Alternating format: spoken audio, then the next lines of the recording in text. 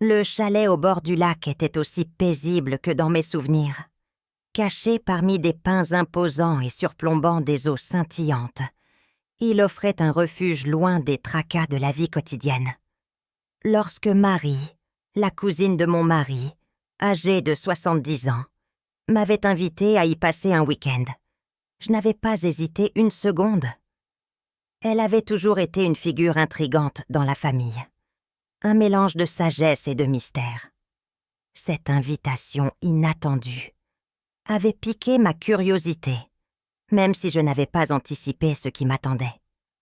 À mon arrivée, Marie m'accueillit avec un sourire chaleureux, vêtue d'une élégante robe en lin beige. Ses cheveux argentés, attachés en un chignon lâche, brillaient à la lumière du soleil couchant. Elle semblait sereine, mais ses yeux pétillèrent d'une énergie qui trahissait un esprit alerte. « Contente que tu sois là, Élise, » dit-elle en m'enlaçant brièvement. « Le week-end s'annonce parfait. » Le premier soir se passa tranquillement.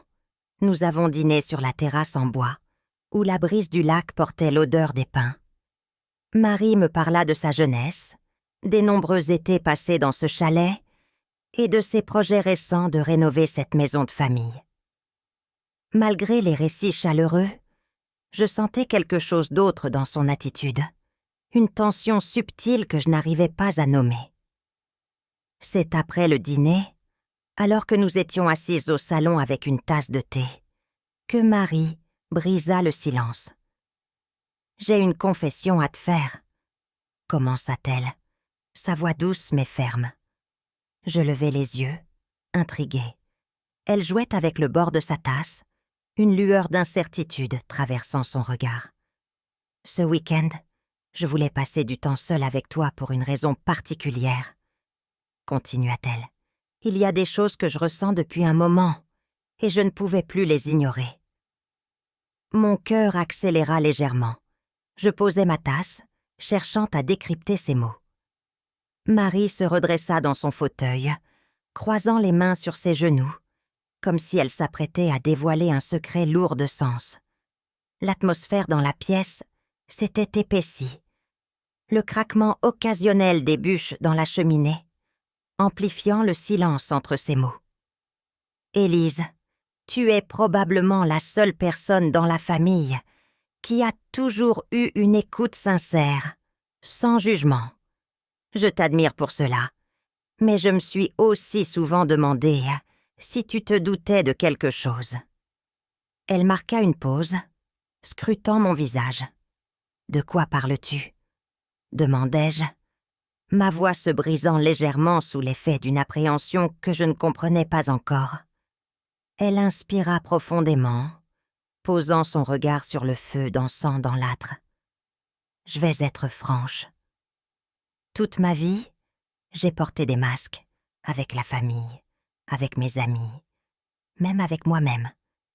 Mais maintenant que les années passent, je ressens une urgence de vivre sans compromis. » Je ne savais pas quoi dire.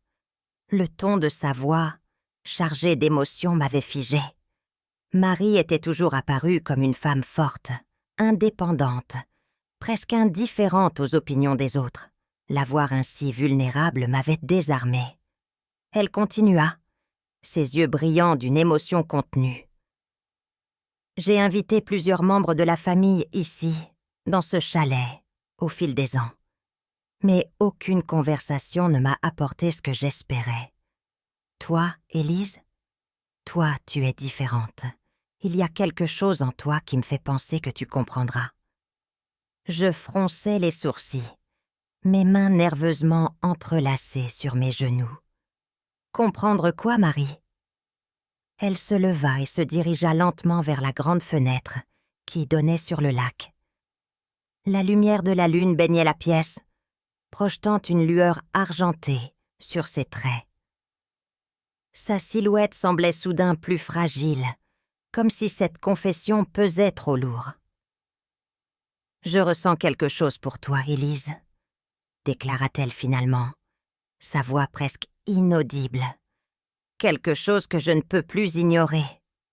Le choc me traversa comme une onde. Mes pensées se bousculaient, cherchant à donner un sens à ses paroles. Était-ce une mauvaise interprétation de ma part?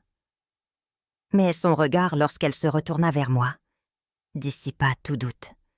Ses yeux, emplis d'une émotion brute, me fixaient intensément, attendant une réaction. « Marie », murmurai-je, sans savoir où cela me mènerait.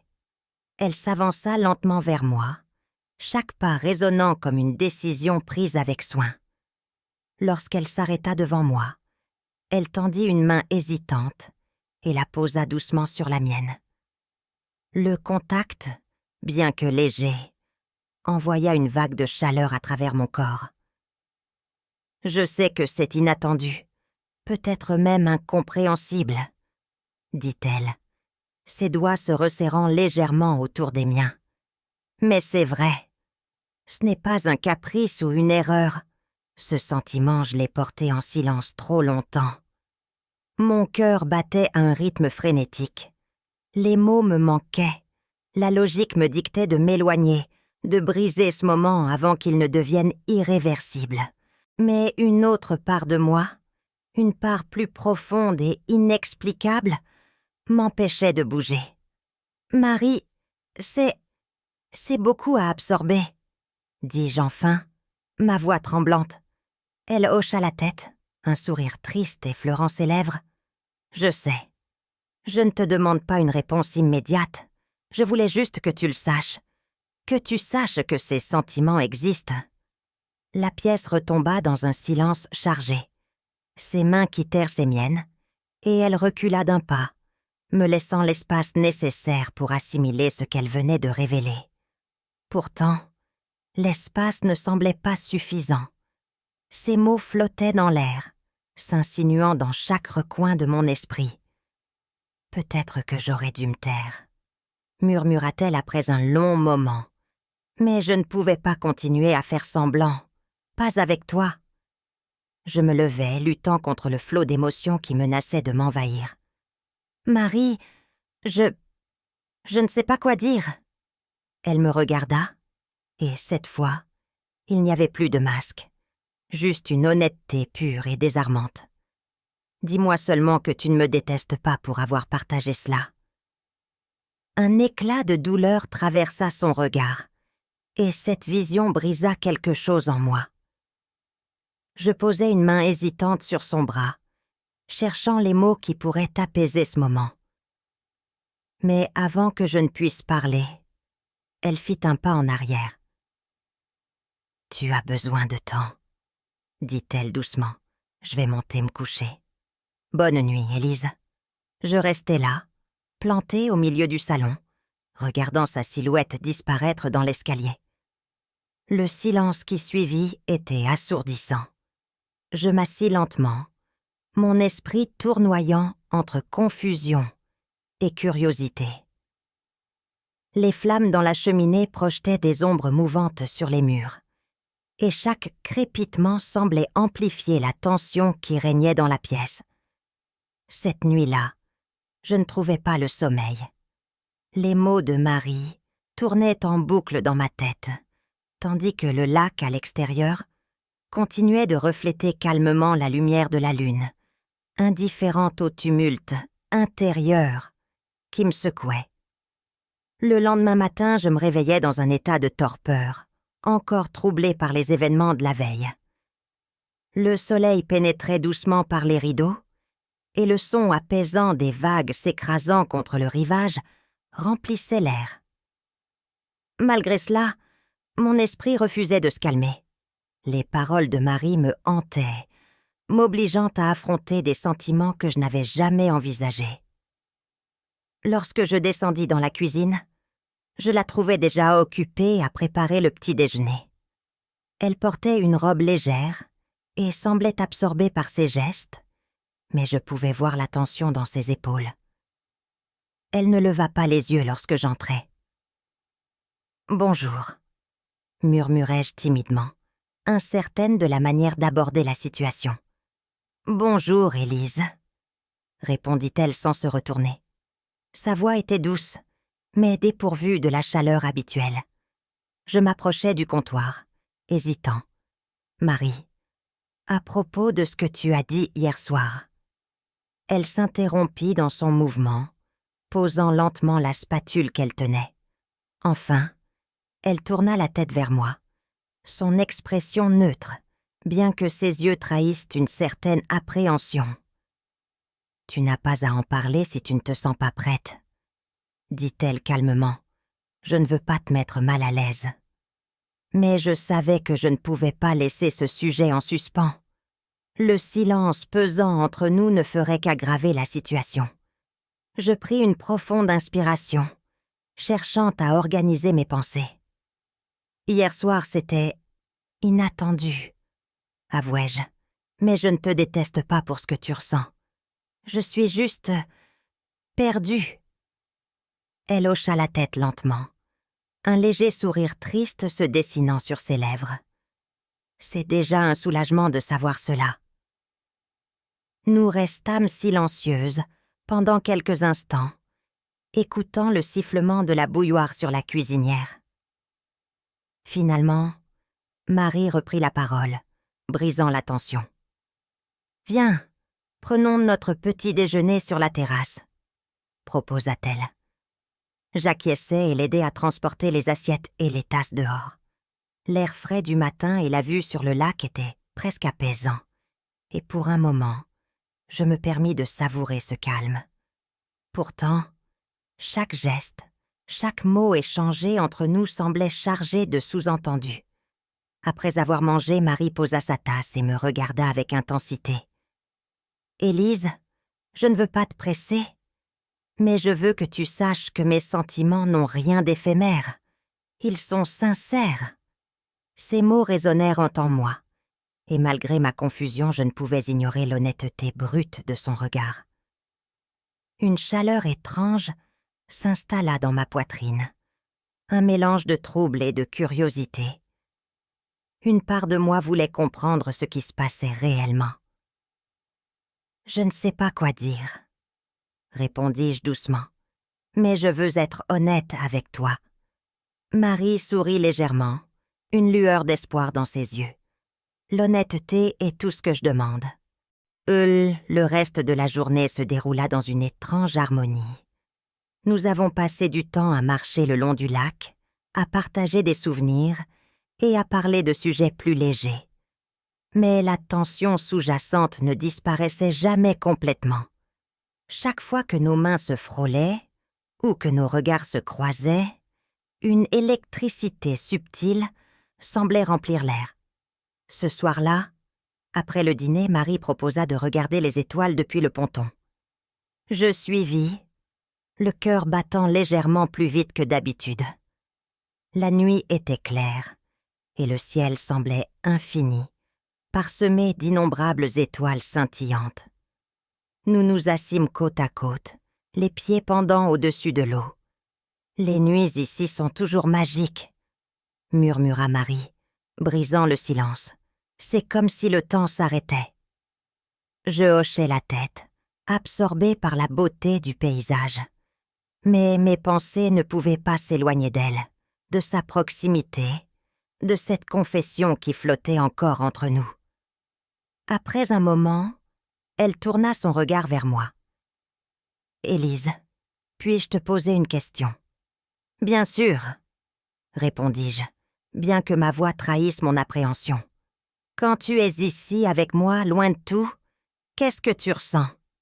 Sa voix était douce, mais chaque mot semblait porter un poids immense. Je pris une profonde inspiration, réfléchissant à ma réponse. « Je ressens de la paix, » avouai-je, mais aussi de la confusion. Marie sourit légèrement, inclinant la tête. La confusion peut parfois mener à des découvertes inattendues. Avant que je ne puisse répondre, elle posa doucement sa main sur la mienne. Un geste à la fois réconfortant et chargé d'émotion. Mon souffle se coupa légèrement et je levai les yeux pour croiser son regard. Il y avait quelque chose dans ses yeux, une intensité qui me faisait vaciller entre retenue et envie d'aller plus loin. « Si je vais trop loin, dis-le-moi, » murmura-t-elle, sa voix tremblant légèrement. Mais je ne bougeais pas, je ne retirais pas ma main. Et dans ce silence, dans cet instant suspendu, je compris que quelque chose avait déjà changé entre nous. Une barrière invisible avait été franchie, et bien que l'incertitude demeure, je savais que ce moment resterait gravé en moi. Lentement, elle se pencha, réduisant l'espace entre nous. Je ne fis rien pour l'arrêter. Lorsque ses lèvres effleurèrent les miennes, ce fut à la fois doux et bouleversant. Une chaleur inattendue se répandit en moi, et, pour une raison que je ne comprenais pas encore, je lui rendis son baiser. Le baiser était doux, hésitant, comme une question silencieuse. Pourtant, il portait en lui une profondeur et une tendresse qui m'ébranlèrent. Mes pensées, auparavant brouillées par l'incertitude, s'arrêtèrent brusquement, remplacées par une vague de chaleur et de sensations que je ne pouvais nier. La main de Marie, toujours posée sur la mienne, serra légèrement, comme pour s'assurer que je ne m'éloignerais pas. Lorsque nos lèvres se séparèrent, je restais immobile, le souffle court, incapable de dire quoi que ce soit. Marie recula de quelques centimètres, son regard planté dans le mien, une lueur d'inquiétude mêlée d'espoir dans ses yeux. « Je suis désolée si j'ai dépassé une limite, » murmura-t-elle, sa voix à peine audible. Je secouai légèrement la tête, luttant pour trouver mes mots. « Non, ce n'est pas ça. C'est juste beaucoup. » Elle acquiesça lentement, baissant les yeux. « Je comprends. Je ne veux pas te forcer à quoi que ce soit, Élise. Je voulais juste partager ce que je ressens. » Mais ce n'était pas aussi simple. Ce que je ressentais à cet instant était tout sauf clair. Une partie de moi voulait fuir, se cacher de ces émotions qui bouleversaient mon équilibre. Mais une autre partie, plus profonde, était curieuse, attirée par cette femme qui, malgré les conventions, avait eu le courage d'être honnête avec moi. Sans réfléchir, je pris sa main dans la mienne, entrelaçant doucement nos doigts. « Je ne sais pas où cela nous mène, Marie. Mais je ne veux pas fuir. » Ses yeux se relevèrent, brillant d'une émotion que je ne pouvais pas ignorer. Elle esquissa un sourire timide, presque incrédule. « Tu es sûre ?» Je hochai la tête, bien que mon cœur batte si fort que j'avais peur qu'elle l'entende. « Oui. » Le soulagement passa brièvement sur son visage avant qu'elle ne se rapproche de nouveau. Cette fois, son baiser fut plus affirmé, plus assuré, comme si elle avait enfin trouvé la permission qu'elle cherchait. Mes mains, presque instinctivement, se posèrent sur ses épaules, me rapprochant d'elle. Je sentis la chaleur de son corps contre le mien, et pour la première fois depuis longtemps, je laissai mes pensées de côté pour simplement ressentir. Les minutes passèrent comme dans un flou. Chaque mouvement, chaque geste semblait chargé d'une signification qu'aucune de nous n'avait besoin de verbaliser. Ses mains glissèrent doucement sur mes bras, envoyant des frissons le long de ma peau. Ses lèvres quittèrent brièvement les miennes pour effleurer ma joue, puis mon cou, et je laissai échapper un soupir involontaire.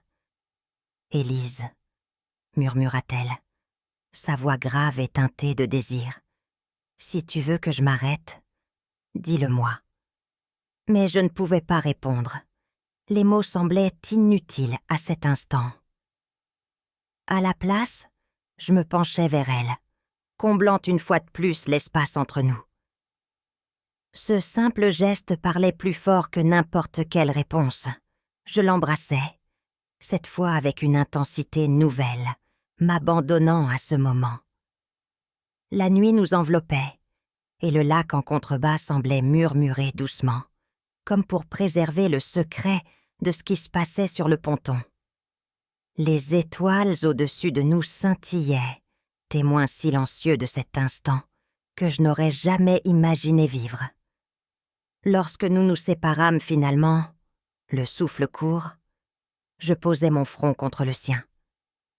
Je ne sais pas ce que cela signifie pour nous, murmurai-je, ma voix tremblant légèrement, mais je veux le découvrir. Marie sourit, son regard brillant d'une joie discrète. Moi aussi, Élise, moi aussi. Nous restâmes là, enlacés sous le ciel étoilé, partageant un silence confortable, chargé d'un mélange d'incertitude et d'espoir. L'avenir restait flou, mais en cet instant, cela n'avait pas d'importance. Nous avions franchi une ligne que nous ne pouvions plus ignorer, et il n'y avait pas de retour en arrière. Plus tard dans la nuit, lorsque nous regagnâmes le chalet, je me surpris à sourire timidement en croisant son regard. Nous n'échangeâmes pas de mots, mais la complicité entre nous était palpable. Ce moment, aussi fragile et imparfait soit-il, marquait un nouveau départ. La nuit, malgré son calme apparent, semblait vibrer d'une énergie nouvelle. De retour dans le chalet, nous restâmes un instant immobiles, dans l'entrée, comme si traverser le seuil signifiait accepter pleinement ce qui venait de se passer. Marie se tourna vers moi, son regard cherchant une confirmation silencieuse dans le mien. Je répondis par un sourire timide, bien que mon cœur tambourine encore de manière incontrôlable. « Tu es fatiguée ?» demanda-t-elle doucement, brisant le silence. Je secouai la tête. « Pas vraiment. » Elle hocha lentement, hésitante, comme si elle pesait ses mots. Puis, d'un geste presque imperceptible, elle me tendit la main. Je ne réfléchis pas longtemps avant de la prendre. Sa main, chaude et ferme, serra la mienne avec une douceur rassurante. Elle m'entraîna vers le salon, où les restes du feu dans la cheminée jetaient une lumière vacillante sur les murs. L'ambiance était intime, presque irréelle. Nous nous assîmes côte à côte sur le canapé, toujours silencieuses, comme si parler risquait de briser la magie fragile de l'instant.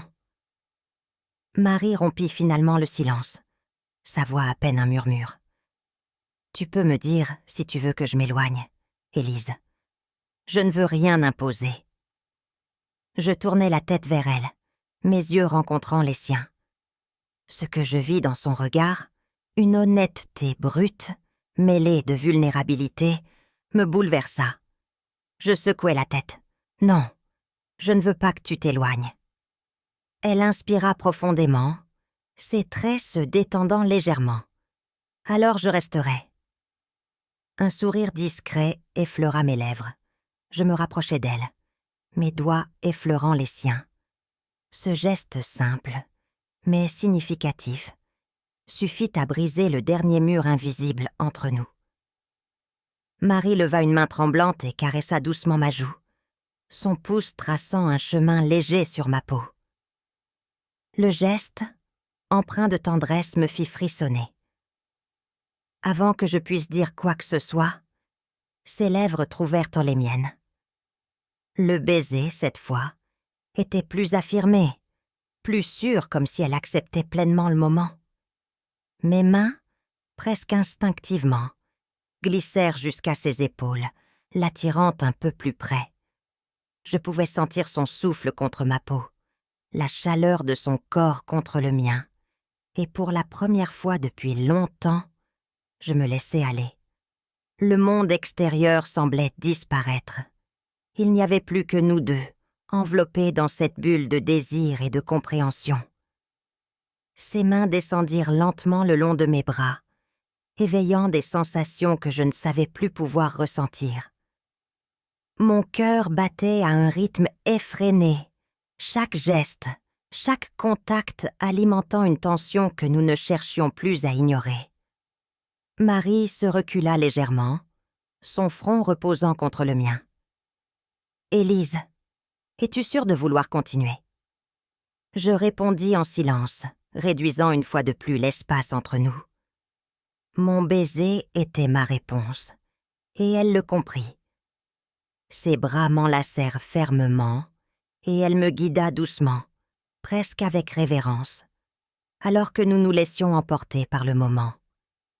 Les heures suivantes furent un tourbillon de gestes doux et de murmures à peine audibles.